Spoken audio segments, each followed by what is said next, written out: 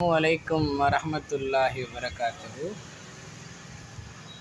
இறைவன் தன் திருமறையிலே அந்நிசா, அதாவது பெண்கள் என்ற அத்தியாயத்தில் 4வது வசனத்தில் சொல்லி காட்டுகின்றான், பெண்களுக்கு அவர்களின் திருமணக் கொடைகளை மனப்பூர்வமாக கொடுங்கள், அதிலிருந்து அவர்கள் மனமுவந்து எதேனும் உங்களுக்கு தந்தால் அதை திருப்தியுடனும் மகிழ்வுடனும் உண்ணுங்கள் என்று சொல்லி காட்டுகின்றான். அதாவது இந்த மனக்கொடை கொடுக்க வேண்டியது அப்படின்றது பெண்கள் தான் கேட்க வேண்டும். பெண்கள் கேட்டு அதைத்தான் நாம்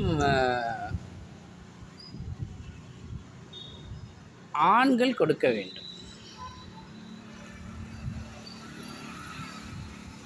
அப்போ எங்கேயாவது இந்த வரதட்சணை அப்படின்றத பற்றி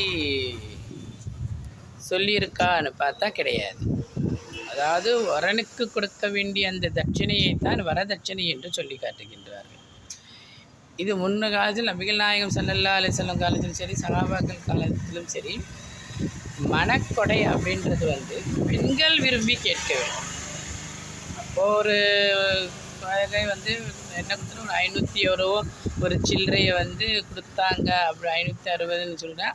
அதையே குரூப் ஃபிக்ஸ் பண்ணி அது இப்போவும் அதுதான் நாங்கள் கொடுப்போம், ரசூலுல்லாஹ் கொடுத்தது அப்படின்னு சொல்லிட்டு கொடுத்துட்டு மீதியை வாங்குறது வாங்கிக்கிறாங்க.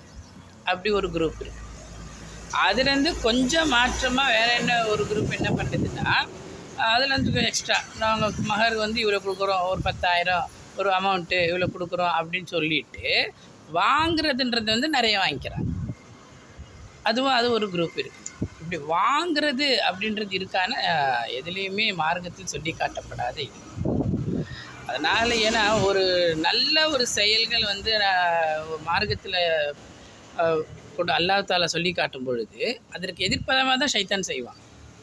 இந்த வரதட்சணை அப்படின்றது இருக்கான்னா கிடையாது. மார்க்கத்தில் பெண் வீட்டார் தான், பெண்கள் தான் கேட்க வேண்டும். அவர்கள் விருப்பப்படி அவர்கள் எவ்வளவு வேணாலும் கேட்கலாம். அது அவருடைய விருப்பம்.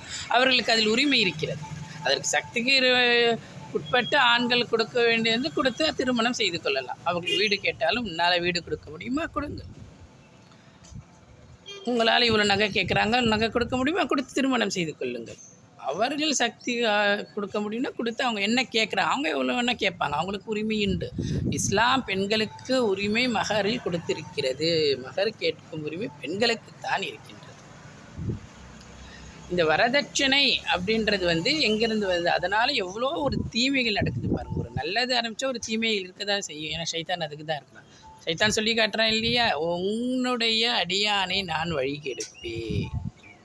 ரொம்ப நல்லா சொல்கிறேன், என்னை அடியான உன்னால் வழி கெடுக்க முடியாது. என் மீது தவக்கல் வச்சிருக்கிறவன், என் மீது இரையச்சம் கொண்டு வைத்திருப்பவன் உன்னால் கெடுக்க முடியாதுன்னு சொல்லி காட்டுறான். ஒவ்வொரு நல்ல செயலுக்கும் ஷைத்தான் ஒரு ஆப்போசிட் தான் செய்வான்.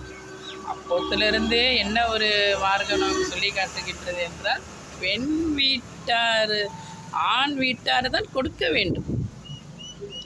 ஆண்கள் அவங்க என்ன கேட்குறாங்களோ அதுதான் இவங்க எப்படி நினச்சிட்டாங்க, அப்படியே மாற்றிடுச்சாங்க ஷைத்தான். மாற்றிட்டு என்ன பண்ணிட்டான், ஆண்கள் இப்போ இந்த வரதட்சணையால் எவ்வளோ கொடுமைகள் நடக்குது. ஒவ்வொரு ஊர்களையும் ஒவ்வொரு வீட்டிலையும் எவ்வளோ ஒரு அனாச்சாரங்கள் நடக்கின்றன. அதுக்குன்னு ஒரு ஏற்பாடு ஒவ்வொரு சமுதாயம், எல்லா சமுதாயத்திலும் நடக்கிறது. அந்த டௌரி விஷயத்தில் நீங்கள் எடுத்துக்கிட்டிங்கன்னா எல்லா சமுதாயத்திலும் கொடுமைகள் நடந்து கொண்டு தான் இருக்கின்றன, இன்றும் நடந்துதான். இதற்கான விழிப்புணர்வு ஒவ்வொருவத்திலும் கண்டிப்பாக இருக்க வேண்டும். இந்த வரதட்சணை ஒழித்து இறைவன் சொல்லி காட்டுபடி, மார்க்கம் சொல்லி காட்டியபடி அவர்கள் பெண்களுக்கு தர வேண்டும். இதை எல்லாரும் கொண்டு வர வேண்டும். அப்படிப்பட்ட நன்மக்களாக இறைவன் உங்களையும் என்னையும் ஆக்கி அருள வேண்டும் என்று கூறி இந்த சிறிய உரையை முடித்துக் கொள்கிறேன். வாஹிர் தாவானா அல்ஹம்துலில்லாஹி ரப்பில் ஆலமீன். அஸ்ஸலாமு அலைக்கும் வரஹ்மத்துல்லாஹி வபரகாத்துஹு.